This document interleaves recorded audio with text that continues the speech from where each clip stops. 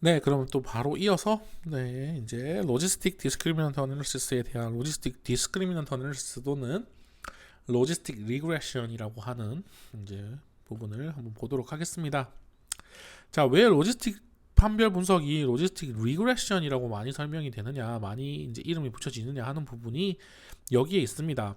y라는 값은 분명히 0 또는 1 이제 이런 바이너리 케이스를 다루고 있습니다. 처음 출발은. 그래서 그런 케이스인데, 그래서 이 1번 그룹에 속하느냐 2번 그룹에 속하느냐에 이제 속하느냐는 0 아니면 1 아니면 2 둘 중에 하나를 고르는 문제죠. 근데 그거를 우리가 확률의 문제로 다루게 되면, 그러면 그러니까 0 아니면 1이면 얘는 정말 완벽하게 디스크리트 케이스죠. 걔를 어떤 연속형 모델로 생각할 수는 없잖아요. 우리 리그레션 문제는 y가 연속형에 해당하는데. 자, 그러면 이제 그런 부분에서 이제 그래서 확률에 대한 부분을 생각합니다. 그러면 1번에 속할 확률이냐 2번에 대한 확률이냐를 생각하게 되면, 자, 확률도 또한 마찬가지로 0과 연속형이긴 하지만 0과 1 사이의 값이 될 수밖에 없다라는 제한이 있어요. 자, 그 부분을 우리가 또 릴리즈를 하고 싶어요. 결국에는 실수 공간에서 어떤 특정 값으로 일단은 우리는 모델링을 하고 싶습니다. 그래야 정확한 리그레션과 매칭, 우리가 알고 있는 리그레션 어널리시스와 뭔가 매칭을 시킬 수 있거든요. 그래서 생각한 부분이 확률 두 개의 차이를 고려하는 부분에서 사실은 두 개의 차이, 두 개의 비율 뭐 이런 부분에 그러니까 그래서 그렇게 해서 고려를 함과 동시에 그 값이 그렇게 비교한 값이 연속형 구간에 있으려면 이렇게 로그를 취해서 차이를 하는 로그 F1 빼기 로그 F2에 해당하는 값, 그게 로그 두 개의 확률의 비율, 이런 식으로 확률 밀도 함수의 b의 로그 값이 선형 모형으로 표현된다라는 거가 이런 식으로 나옵니다. 근데 이게 1번, 2번이라고 사실 설명돼서 그렇지 0원 케이스 또는 성공이냐 실패냐의 케이스로 돼서 우리가 성공의 확률 P로만 설명을 한다면 사실 P 나누기 1-P를 로그를 취하게 되죠. 이런 형태가 되잖아요. 그래서 우리가 이 얘를 P1-P가 이제 로그, 이게 사실은 오즈가 되고요. 우리가 오즈라고 얘기를 하고, 그리고 이 오즈를 두 개를 비율을 만들어 놓은 게 사실 오즈 비, 뭐 오즈 레이쇼 뭐 이렇게 얘기를 하게 되는데, 그런 형태의 사실은 우리가 이 부분을 정확하게 더 훨씬 더 이제 연속형으로 얘기를 하려면 지금 F1과 F2의 비율로 얘기를 하고 있지만 실제 얘네는 뭐 F1에 속할 확률 1 빼기 F1에 속할 확률 이러면 오즈가 되고, F2에 속할 확률 1 빼기 F2에 속할 확률 이런 식으로 표현하면 오즈 B가 되고, 여기에 로그를 취하면 로그 오즈 레이쇼의 형태로 나타내게 되거든요. 그래서 그런 형태로 이제 우리가 모델링을 어쨌든 고려하기 때문에 로그에 오즈비를 더했다라는 식으로 해서 로짓 또는 로지스틱 모형이라고 이제 일단은 이름이 붙여졌다라는 겁니다. 그래서 y가 되는 부분에 연속형의 어떤 값이 오게 만들고 싶고, 그 값이 결국에는 데이터에 의해서 선형적으로 표현된다라고 모델링을 하고 싶기 때문에 사실은 이런 식으로 이제 좀 조작이 들어간 건데요. 나름의 이제 변형이 들어간 거죠. 트랜스포메이션이라고도 할 수 있고. 그런데 여기서 사실은 뭐 F1x와 F2x, x에 대해서 어떤 값이 사실은 값이 의존을 하고 있고 하지만 의존을 하는 부분이 있고, 그렇지만 사실은 우리가 이 y는 베타 제로 플러스 베타 1 x 플러스 입실론이라고 하던 순간에 이 y라는 녀석과 이 녀석을 비교를 해보면 사실 이 y는 사실 랜덤 베리어블입니다. 우리가 관심 있는 종속 변수의 값이죠. 그래서 변수에 해당해서 랜덤 베리어블에 해당하기 때문에 확률 분포를 갖게 되고, 그 확률 분포를 직접적으로 설명하기보다는 설명하고 난 나머지 오차에 대한 어떤 확률 분포를 가정하는 형태로 우리가 리그레션이 진행이 됐었는데요. 그런데 여기서는 이 값이 이 y에 해당하는 녀석이 사실은 모형을 통해서 설명하고 있는 녀석이 랜덤 베리어블이 아니에요. 그래서 랜덤 베리어블 아니라 확률에 대한 거니까 사실은 모수에 대한 표현이 되어 있죠. 그렇다 보니까 여기에 입실론이 없는 거예요. 그래서 사실은 같은 리그레션의 형태를 빌려와서 어쨌든 우리는 에스티메이션을 하고 판별자를 얘기를 하고 싶고 그게 x에 대해서 어떤 선형적인 함수로 설명을 하고 싶은데 그리고 다 말은 되는데 그런데 어쨌든 랜덤 베리어블에 대한 어떤 모형화가 아니기 때문에 우리가 에러에 대한 뭐 회귀 분석에서 생각하는 에러에 대한 가정 그런 것들을 그대로 끌고 와서 설명을 할 수는 없다는 거예요.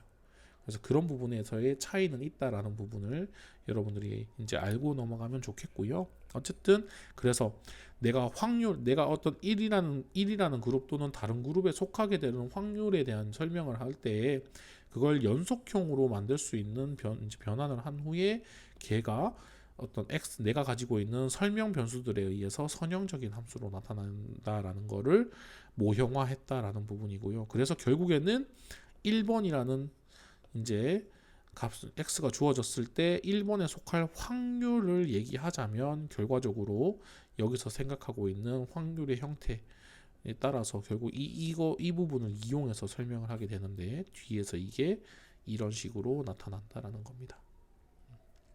근데 이 로지스틱 판별 분석의 장점은 그래서 사실은 확률 밀도 함수의 구체적인 형태를 필요로 하지 않는다. 여기서 이 f1x 또는 f2x를 뭐 노말의 형태든 뭐 아니면 뭐 감마의 형태든 뭐 균일 분포의 형태든 어떤 형태로 가정을 하는 것이 전혀 사실은 지장을 미치지 않는다는 거예요. 결과적으로는 이 선형함수로 판별하고 있는 부분이 중요하고 이 선형함수의 이제 역함수의 꼴로 되돌려 놓은 이 부분으로 확률이 설명이 되기 때문에 결과적으로는 내가 어떤 그래서 실제 확률 밀도 함수의 구체적인 형태, 구체적인 어떤 모형을 필요로 하지 않는다는 게 어쨌든 로지스틱 분석의 최대의 장점이 되겠습니다. 그래서 이제 내가 가지고 있는 분류 방법 자체는 그래서 선형적인 함수에 대해서 지금 상수에 해당하는 로그 사전 정보 파이 1 나누기 파이 1분의 파이 2 로그를 취한 것보다 선형적인 함수 값이 크면 G1에 분류하고 아니면 G2에 분류하는 형식으로 진행이 된다라는 겁니다.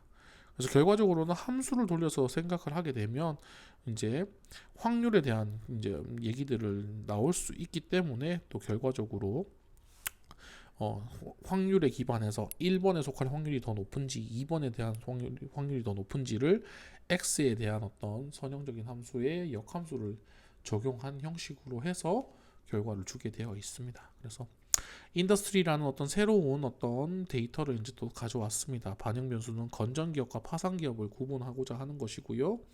여기서 이제 flow, income, asset type이라는 걸로 변수가 이루어져 있습니다. 자, 그런 상태에서 이런 변수들에 대해서 실제로 GLM이라고 하는 Generalized Linear Model의 함수를 통해서 이제 구현이 되고 로지스틱적인 경우에는 family equal binomial이라는 걸 정해줘야만 합니다. 그래서 이렇게 지정을 해주고 나면 실제로 각각의 변수들이 유의한지 아닌지 리그레션처럼 똑같은 작업으로 이제 진행이 되고요.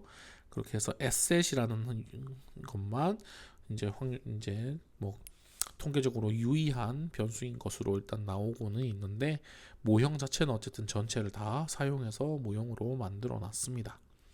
자, 그렇게 했을 때에 뭐 결론이 지금 사실 근데 결론적인 부분이 그래서 사실 이게 이 모형의 성능이 적인 부분에서 얼마나 좋으냐 하는 부분을 우리가 판단을 해야 되는데 1차적으로 여기서 제공하고 있는 이 변수들이 유의하냐 하는 부분을 따로 떼놓고 보려면 일단은 실제로 이 아노바 테스트 이제 테이블이 필요하고요. 그래서 이 테스트 테이블을 따로 이제 보려고 하면 이제 이 car라는 패키지 안에 있는 ANOVA라는 함수를 써서 얻을 수 있는데 이 아웃풋은 실제로 사실 GLM을 썸머리한 결과에서 보이는 것과 뭐 이제 같은 결과라고 생각할 수 있는데 잠깐만요. 확률이 좀 다르네요. 같죠? 인터셉트를 제외하고 플로우에 대해서 1.5630 그죠? 여기 다 같은 결과를 제공하고 있죠. 그래서 이 같은 결과를 제공하고 있습니다. 테스트 스탯 자체는 좀 다르겠죠. 여기서는 Z 밸류에 해당하니까 이 값을 제곱했을 때 여기에 값일 것 같은데 정확히 맞는지는 검증을 나중에 해봐야겠습니다. 그래서 아노바 테이블을 볼 수 있고 결과적으로는 그래서 사실 이 P1에 속할 확률을 우리가 X들에 대한 함수로 이런 식으로 표현을 할 수 있다라는 게 어쨌든 로지스틱 판별 분석이 갖는 장점이고요. 그래서 X들이 각각이 서로 어쨌든 갖는 역할, 갖는 어떤 중요도 이런 부분에 따라서 우리가 회귀 분석을 할 때처럼 똑같은 형식으로 우리가 해석을 할 수 있다라는 게 제일 큰 장점이 되는 그런 이제 이제 판별 분석의 방법이 해당합니다. 그래서 해석적인 부분에서 어쨌든 제일 강점이 있는 부분이다 보니까 어떤 다른 판별 분석들의 어떤 레퍼런스로 많이 사용됩니다. 그래서 내가 이거보다 더 좋은 판별 퍼포먼스가 더 좋은 거야 라는 거를 얘기하기 위해서는 거의 반드시 이 로지스틱, 이제 클래시컬한 관점에서 생각했을 때 가장 간결하면서 해석력이 높은 이제 방법이라고 할 수 있는 이 로지스틱 판별 분석의 결과와 예측 결과와 비교를 해서 훨씬 더 좋은 퍼포먼스를 내고 있다는 걸 반드시 증명을 해야 되는 그런 경향을 보이고 있습니다. 그래서 결과적으로 이제 그렇게 보게 되면 이제 우리가 근데 사실 뭐 그래도 앞에서 같은 데이터에 대해서 뭐 사후 확률 같은 걸 계산한 거가 예제로 있었으면 좋았을 텐데 그런 부분이 이 책의 예제에서 조금 아쉬운 부분이네요. 어쨌든 네, 그래서 어쨌든 전체적으로 어떤 확률을 어떻게 계산하는지에 대한 부분이 이런 식으로 나와 있습니다. 그리고 여기서 또 사실 뭐 예제는 좀 제한적이긴 합니다만 방법론적인 면에서 봤을 때 이제 로지스틱 판별 분석이 갖는 강점에 대해서 어쨌든 계속 강조를 하고 있는데 기존에 회귀 분석에서 사용할 수 있는 사용하던 아이디어들을 그대로 또 적용할 수 있다는 거예요. 그러니까 변수들을 인디펜던트하게 다 계속 차곡차곡 더해서 모델을 확장하고 얘기를 할 수 있는 부분들이다 보니까 실제로 최적의 변수를 찾아 나가는 과정을 회귀 분석에서의 이제 변수 선택법과 변수 선택법의 과정을 거의 그대로 사용할 수 있습니다. 그래서 이런 전진 선택법, 후진 제거법, 단계적 선택법 같은 걸 그대로 다 사용할 수 있고요. 뭐 이런 내용에 대해서는 여러분들이 이미 알고 있을 거라고 생각합니다. 전진 선택법은 변수가 하나도 없는 상황에서 제일 중요한 것부터 하나씩 추가를 해 나가면서 그 설명력에 대한 의미 있는 증가가 없을 때까지 이제 추가를 하는 거고, 후진 제거법은 반대로 변수를 다 넣은 상태에서 쓸모없는 거 하나씩을 제거해 나가는 거고요. 단계적 방법은 넣었다 뺐다를 반복하면서 최적의 어쨌든 조합을 찾아 나가는 방법에 해당합니다. 그래서 그런 과정에서 어쨌든 어떤 걸 통해서 옵티마이즈 하느냐 하는 부분을 통하는데, 여기서는 이 책에서는 이 AIC라는 통계량을 통해서 옵티마이즈 할 수 있다라고 얘기를 하고 있고요. 이 AIC라는 함수로 이제 과정은 이 스텝 AIC라는 함수로 이용을 할 수 있습니다. 그래서 AIC는 아카이케 인포메이션 크라이테리언의 약자이고요. 아카이케라는 게 이제 뭐 일본의 어떤 학자의 이름을 딴 걸로 저는 알고 있는데, 근데 사실 뭐 정확히는 잘 모르겠습니다. 근데 그 외에 뭐 베이지안 인포메이션 크라이테리어에서 BIC 같은 것들도 쓰기도 하고요. 여러 가지 기준을 통해서 어쨌든 옵티마이즈를 해 나갑니다. 그래서 최적의 변수의 개수를 얻었을 때 과정이 멈추게 되는 어쨌든 그런 과정으로 이어지는 거죠. 그래서 이 인더스트리 데이터에 대해서는 결과적으로 봤을 때 이 플로우와 에셋 두 개의 변수만을 넣은 게 최적의 모델이다라고 얘기를 해주고 있습니다. 그 이후에 그래서 판별의 결과가 어떻게 되느냐 하는 부분이 안 나오는 부분이 굉장히 아쉬운데요. 그런 부분들은 여러분들이 한번 나중에 과제 뭐 이제 연습 시간에 한번 같이 해보면서 진행을 하면 좋을 것 같습니다. 자, 이상까지가 이제 로지스틱 이제 디스크리미넌트 어널리시스에 대한 어떤 간략한 설명이었고요. 그래서 여러분들이 일단은 뭔가 R을 사용해서 얘네를 활용하는 부분에서는 어쨌든 충분히 활용해 볼 수 있지 않을까, 그런 정도의 아이디어만 제공했다라고 여러분들이 또 이해를 하면 되겠습니다. 그러면 마지막 이제 어펜딕스만을 남겨놓고 있는데 또 영상을 끊었다가 우리 이제 강의 영상에 어쨌든 마지막 영상을 이어서 또 이제 이어서 촬영을 하도록 하겠습니다. 자, 그러면 잠깐 영상을 끊어서 다시 돌아오도록 하죠.